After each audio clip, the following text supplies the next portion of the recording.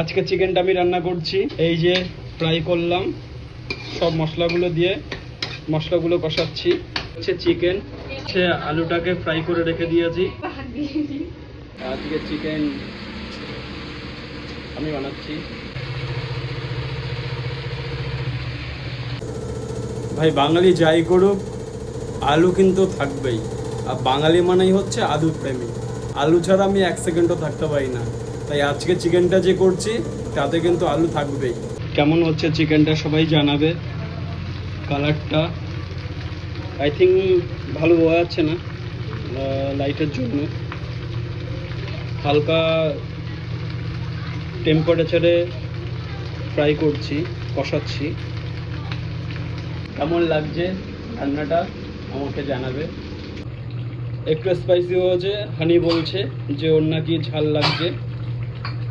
কি হয়েছে, ঝাল লাগছে? অনেক ঝাল? ও ঝাল হয়নি তো? কেমন হয়েছে? ভালো হয়েছে কিন্তু